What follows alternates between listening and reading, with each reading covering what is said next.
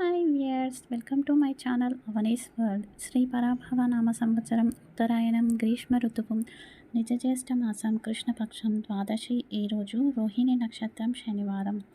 ఈరోజు మనం కామధేను నామాన్ని జపించడం వలన బ్రహ్మహత్య దోషాలు, పూర్వాజిత కర్మఫలాలు తొలగిపోతాయి. ఓం కామధేనువే నమః. ఓం కామధేనువే నమః. ఓం కామధేనువే నమః. ఇంకా ఈరోజు చాలా మంచి రోజు. ఈరోజు ప్రాయశ్చిత్త కర్మలను ఆచరించడం కోసం చాలా మంచిది. ఆవు పిడక మీద నిప్పు రాజేసి కాస్త బెల్లాన్ని నూనెలో అద్ది ఆ నిప్పులపై వేసి ఇల్లంతా పొగను చూపించి తదుపరి ఇంటి బయట పెట్టండి. ఈరోజు గోవుకి గ్రాసాన్ని అందించడం, గోపంచక మంత్రం, గో అష్టకం, గోసూక్త పారాయణ చేయడం చాలా మంచిది. ఇక ఈరోజు సాయంత్రం లోపుగా ఈ పరిహారాన్ని ఆచరిస్తే మానసిక శారీరక కల్మషాలు ఉంటే తొలగిపోతాయి. ఏదైనా తినరాదనిది తిని మీ శరీరం మలినమైనా, లేదంటే ఏదైనా ఆహారం తిని ఈ శరీరం నాకు నచ్చట్లేదు అనుకున్న వారు కూడా ఆ శరీర శుద్ధి చేసుకునే పూజ. గోక్షీరం, ఆవు పాలను, ఆవు పెరుగును, ఆవు నెయ్యి, అలాగే స్వచ్ఛమైన ఆవు పేడ, ఆవు మూత్రం, ఈ ఐదింటిని కూడా చిన్న చిన్న పాత్రలలో తీసుకొని వాటిపైన చెయ్యి పెడుతూ నారాయణ మంత్రాన్ని, గాయత్రి మంత్రాన్ని జపించండి. తదుపరి వాటన్నింటినీ ఒక దాంట్లోకి వేసి బాగా కలిపి 3 ఉద్ధరణలను స్వీకరించండి. ఓం కేశవాయ నమః, గోవిందాయ నమః, మాధవాయ నమః అనుకుంటూ. ఆ విధంగా మొదటి ఉద్ధరిని స్వీకరించగానే దేహశుద్ధి, రెండవ ఉద్ధరినికి మనసు శుద్ధి, మూడవ ఉద్ధరినికి ఆత్మశుద్ధి జరుగుతుంది. తప్పకుండా ఈ పరిహారాన్ని ఆచరించి చూడండి.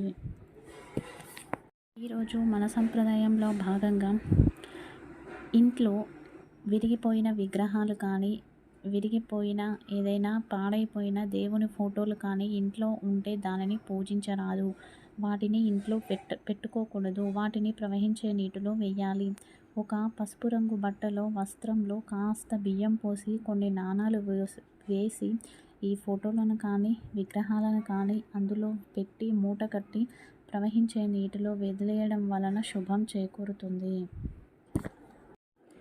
ఈరోజు వాస్తు పరిహారంలో భాగంగా ఇంట్లో ఎవరైనా స్వర్గస్థులైతే వారి ఆత్మకు చాలా గౌరవం ఇవ్వాలి. ఎందుకంటే శరీరం మలినపడుతుంది కానీ ఆత్మ కాదు. అయితే ఇంట్లో ఎవరైనా స్వర్గస్థులైతే కొన్ని రోజుల వరకు ఇంటిని మూసివేసి ఉంచుతారు.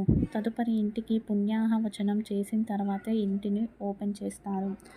అయితే ఎవరైనా ఇంట్లో స్వర్గస్థులైతే శుద్ధ పుణ్యాహం, ఉదకశాంతి చేస్తే ఆ ఇంట్లో నివాసం ఉండవచ్చు.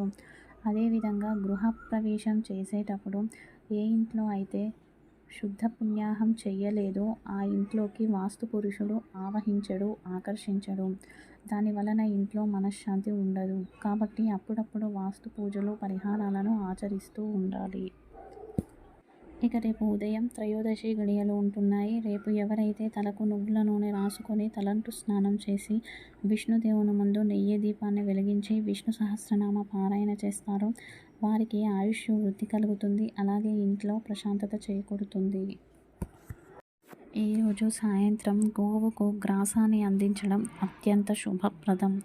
అలాగే గర్భిణీ స్త్రీలు ఎవరైనా ఉంటే వారు సత్సంతాన ప్రాప్తి కోసం ఈరోజు సాయంత్రం శ్రీకృష్ణుడి ముందు నెయ్యి దీపాన్ని వెలిగించి శ్రీకృష్ణ అష్టకాన్ని కానీ, మధురాష్టకాన్ని కానీ పారాయణ చేయాలి. తదుపరి శ్రీకృష్ణునికి వెన్నను నైవేద్యంగా సమర్పించాలి. ఇలా ఆచరించడం వలన సత్సంతానం తప్పకుండా ప్రాప్తిస్తుంది.